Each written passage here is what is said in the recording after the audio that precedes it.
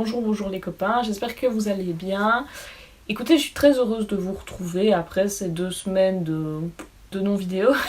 Je vais recommencer du coup à faire un petit peu des vidéos avec un rythme qui sera moins soutenu. Je pense pour le moment que je vais faire plus de vidéos qui parlent de sorcellerie parce que pour le moment c'est un sujet avec lequel je me sens à l'aise. J'abandonne pas le reste, c'est toujours une chaîne où on fait ce qu'on a envie et où on se fait plaisir avant tout. Vous êtes hyper compréhensifs et je vous en remercie énormément d'être aussi compréhensifs avec moi, vous êtes vraiment adorables. Aujourd'hui on va parler des pierres et des cristaux qui sont des objets qui sont très utilisés en sorcellerie. La lithothérapie, le fait de se soigner grâce à des cristaux ou à s'aider avec les cristaux, c'est quelque chose qui a vraiment explosé ces dernières années. Il y a des plus, il y a des moins évidemment, on en parlera tout à l'heure. Évidemment vous pouvez utiliser les cristaux sans être sorcier ou sorcière pour autant. Être sorcier ou sorcière c'est avant tout une appellation, donc vous êtes ce que vous voulez être et il n'y a aucune obligation. J'avais déjà fait une vidéo où je parlais un peu de cristaux il y a au moins plus d'1 an. Je vous parlais de cristaux qui sont relativement courants, qui sont relativement faciles à trouver. Mais du coup, cette vidéo-ci va d'abord comporter toute une partie qui va vous apprendre comment utiliser les cristaux. Parce que, en fait, c'est bien beau de connaître les vertus de certains cristaux, mais c'est un peu bête de ne pas avoir la grosse base qui est quand même de savoir comment les utiliser, comment les choisir et comment en prendre soin. Aujourd'hui, je vais donc construire la base avec vous, vraiment, de la lithothérapie. Et en deuxième partie, normalement, je vous donnerai quelques cristaux un petit peu originaux. On va donc commencer avec le soin des cristaux. Alors, il faut savoir que les cristaux, il y a des énergies qui s'en dégagent et il faut savoir en prendre soin. Il y a 2 choses vraiment primordiales à savoir faire, c'est la purification et le rechargement. La purification, c'est quelque chose qu'on va faire en premier, c'est quelque chose qu'on va faire tout de suite après l'achat du cristal en général, avant de l'utiliser, avant toute chose. Pourquoi ? Parce que justement on va enlever toutes les énergies qu'il y a pu avoir dans le magasin. On sait jamais qui a touché la pierre avant nous, donc c'est hyper important de la nettoyer vraiment correctement pour qu'elle puisse vous donner ses énergies et ses énergies pures.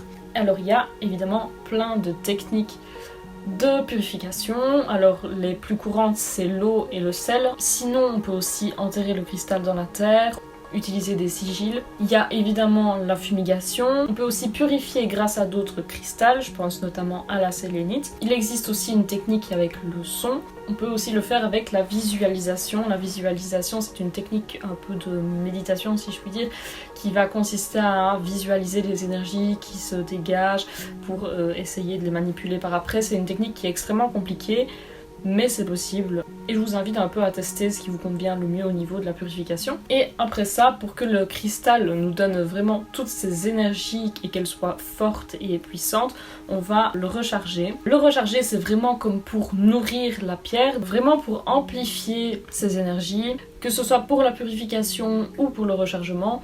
C'est important de sentir aussi en fonction de vos besoins personnels et des besoins de la pierre. Vous pouvez suivre aussi le cycle lunaire, purifier au moment de la nouvelle lune et recharger sous la pleine lune. Pour recharger une pierre, c'est souvent par la lumière du soleil ou de la lune. Alors le soleil, il faut faire attention parce qu'il y a des pierres qui ne sont pas compatibles avec le soleil. Ces pierres vont décolorer si vous les placez sous le soleil, notamment l'améthyste et la fluorite. Je vous ai trouvé des tableaux avec une grosse quantité de pierres. Je vous les mets ici maintenant et je vous laisse screener à votre aise pour les avoir tranquillement. Voilà.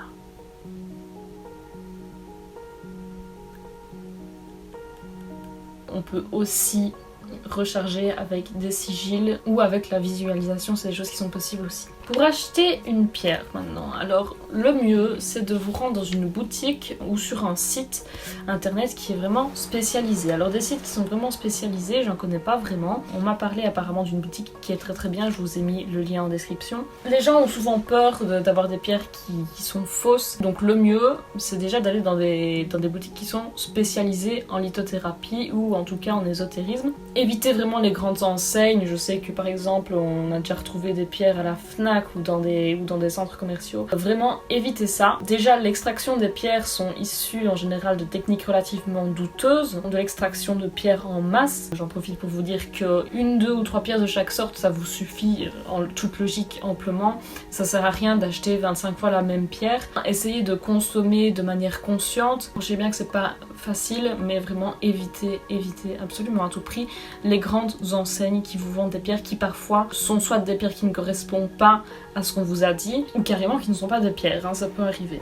Avant d'acheter une pierre, renseignez-vous quand même sur son prix. Et vraiment, si vous avez un doute sur le vendeur ou sur la qualité de la pierre qu'on est en train de vous vendre, ne l'achetez pas. C'est qu'il y a une couille dans le pâté. Pour choisir sa pierre maintenant. Alors on peut choisir la pierre en fonction de ses besoins. On peut choisir sa pierre en fonction d'un coup de cœur. Je parle d'un vrai coup de cœur. Hein, en mode, vous voyez une pierre, vous êtes là genre en mode « Waouh, c'est l'âme sœur de la pierre ». C'est généralement parce que c'est une pierre qui va vous apporter quelque chose. Si vous êtes vraiment hyper attiré par ça sans raison apparente, renseignez-vous sur les vertus en fonction de vos besoins. C'est encore le plus simple, j'ai envie de dire. Si, parce que ça peut arriver, vous avez un cristal qui ne vous convient pas, c'est-à-dire qu'en sa présence vous vous sentez mal, qu'il ne fonctionne pas, qu'il ne vous donne pas ce qu'il est censé vous donner, ça c'est uniquement si vous avez essayé plusieurs fois de le recharger et de le purifier et que malgré ça, ça ne va quand même pas. Deux solutions, soit vous l'enterrez, vous le remerciez hein, surtout, on va pas vexer qui que ce soit, donc on remercie le cristal pour ce qu'il a pu faire pour nous, on le rend là d'où il vient, ou alors vous pouvez éventuellement le donner à une personne à qui il pourrait convenir, en lui expliquant bien sûr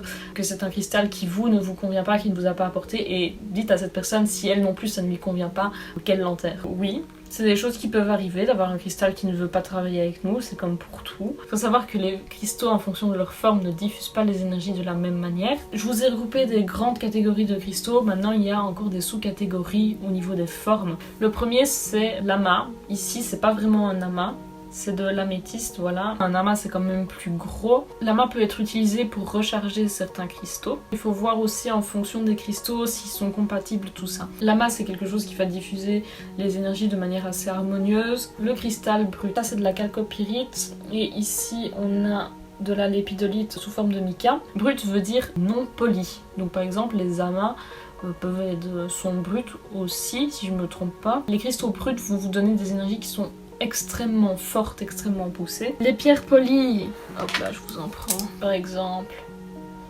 Voilà, ici on est sur des pierres qui sont polies. Les pierres qui sont polies vont diffuser leurs énergies d'une manière beaucoup plus harmonieuse, beaucoup plus douce. C'est ultra pratique si vous voulez faire des massages, il y a même des rouleaux de massage qui existent. On a tout ce qui est taillé en pointe. L'énergie va vraiment être centrée sur un point. Donc ici, l'énergie est de ce côté-là. Vous pouvez avoir deux points, donc l'énergie elle est diffusée de ce côté-là et de ce côté-là. Pareil pour tout ce qui est carré, un peu hexagonal, tout ça, ça diffuse au niveau des pointes. Et on a la géode. La géode, j'en ai pas. Je vous mettrai une petite photo d'une géode pour que vous voyez ce que c'est. La géode peut aider à l'ancrage et aussi pour recharger. Normalement, vous savez comment prendre soin de votre pierre, vous savez comment choisir votre pierre et vous savez où aller la chercher. Comment est-ce qu'on va travailler avec la pierre? Alors on peut travailler avec la pierre déjà pour la méditation, en fonction de ce que vous recherchez évidemment, ça va pas être la même chose. Vous pouvez utiliser la pierre dans votre bain pour faire des massages. Elles peuvent être utiles bien sûr dans vos rituels. Vous pouvez aussi les placer à des endroits stratégiques, comme par exemple une pierre de protection à l'entrée de votre maison ou une pierre d'apaisement dans votre chambre ou dans votre lit. Et si vous faites des potions ou des huiles, vous-même vous pouvez les mettre dedans. Dans les spell jars évidemment, vous pouvez les utiliser pour créer des cercles magiques de protection, vraiment plein de trucs. Vous pouvez les porter sous forme de bijoux, il existe des bijoux déjà préfaits, mais moi personnellement j'ai ceci. En fait je vous montre, c'est super pratique parce que du coup vous pouvez mettre la pierre dedans, comme ça, voilà. Et vous pouvez changer la pierre que vous voulez et la porter du coup en collier. Normalement des petits trucs comme ça, c'est assez facilement trouvable. Maintenant du coup que vous savez très exactement comment utiliser vos pierres, comment vous en servir, comment les choisir. Vraiment, il n'y a plus de secret pour vous sur l'utilisation des pierres. S'il y en a encore plein en fait, hein, il y a encore énormément de choses à dire et à savoir. Mais là, vous avez vraiment vos grosses bases, hein, donc en principe, vous pouvez commencer à construire une maison sur cette base. Quelques pierres maintenant que j'aime bien, je vais aller rapidement. Je vous en ai déjà montré pas mal. La sélénite, ici, voilà. Regardez comme c'est trop... C'est absolument trop magnifique. Je ne savais pas, c'est une amie qui me l'a dit. On l'appelle aussi la lumière liquide. Donc ça, c'est une sélénite plus ou moins brute, donc en tout cas elle n'a pas été polie, ça c'est sûr et certain. Et ici c'est une sélénite qui est polie. La sélénite ne supporte ni l'eau ni le sel. Faut savoir que la sélénite c'est une pierre qui est hyper pure. Donc est-ce que... il faut vraiment la purifier, c'est une bonne question. En principe, la purification se fait en même temps qu'au rechargement. La sélénite, c'est plus lumière lunaire, mais aussi solaire, en fait, vous pouvez la mettre sous les deux. Donc vraiment pas d'eau, surtout pas d'eau, parce que c'est une pierre qui est hyper fragile, et en fait elle va se dissoudre dans l'eau. C'est une pierre qui travaille sur le chakra du plexus solaire. Le plexus solaire, c'est là d'ailleurs, hein. Je me suis dit couilles. Donc c'est une pierre vraiment très pure. Vous pouvez utiliser cette pierre pour purifier. Moi perso, je pose mes bijoux dessus, mes bagues dessus pour les purifier. On me dit aussi que c'est un excellent récepteur télépathique. Et donc du coup c'est vraiment une pierre d'apaisement. La suivante c'est la fluorine. J'ai aussi un autre petit bout de fluorine ici. La fluorine elle travaille sur le chakra du plexus solaire et aussi sur le chakra de la gorge.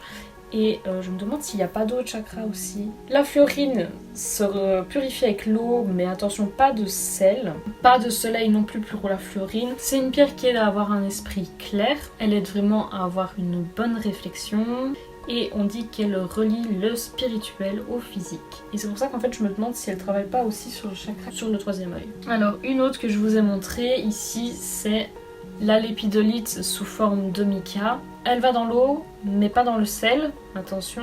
C'est une pierre qui va constituer un obstacle pour les cauchemars. C'est une pierre de nouveau qui va aider à combattre les états dépressifs. Et ici, la lépidolite travaille sur le chakra coronal et sur le chakra du cœur. Ensuite vient, hop là, l'héliodore. L'héliodore, c'est une pierre de la famille des béryls. Hélios, c'est le soleil, donc c'est une pierre hyper solaire et elle travaille du coup sur le plexus solaire, hein, je vous donne dans le mille qui est juste ici, et aussi sur le chakra du cœur juste au-dessus. L'héliodore se recharge au soleil et peut aller dans l'eau et dans le sel. C'est une pierre qui aide à aimer les autres, qui aide à nous aimer nous, qui aide aussi à faire confiance, mais genre une confiance méritée, hein. C'est pas une pierre qui va vous aider à faire confiance à n'importe qui. Du coup, comme c'est une pierre qui est reliée au soleil, c'est une pierre d'enthousiasme et vraiment de joie de vivre et extrêmement rayonnante comme le soleil.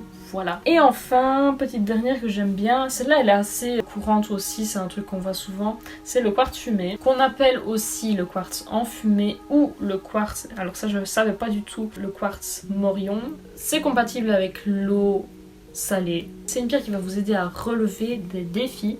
C'est une pierre d'ancrage vraiment très très forte. Elle travaille sur le chakra racine qui est au bas de votre colonne vertébrale. On dit qu'elle aide à prendre conscience de ce qui nous entoure et de la nature et de vraiment nous relier très fort à la nature. Qu'elle chasse les idées noires. Comme c'est une pierre d'enracinement, c'est une pierre qui va vous aider à vous rééquilibrer et à vraiment être stable et avoir les deux pieds vraiment au sol, bien ancrés dans le sol. C'est quelques pierres sympas comme ça que je vous présente.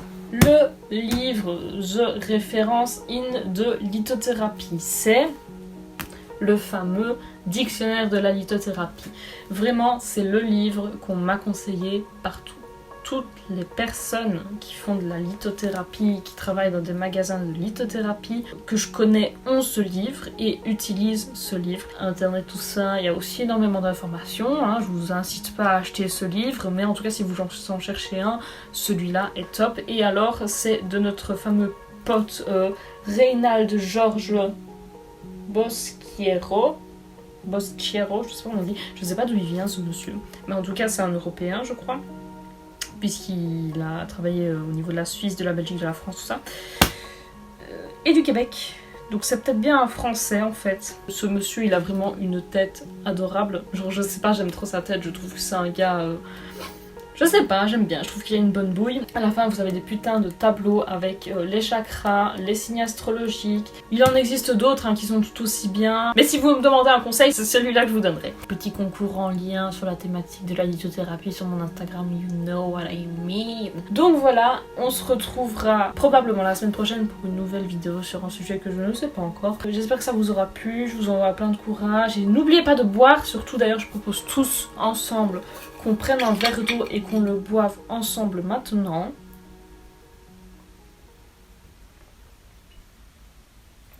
Voilà, vraiment, hydratez-vous bien, prenez soin de votre famille, prenez soin de vous et je vous aime beaucoup et je vous dis à bientôt.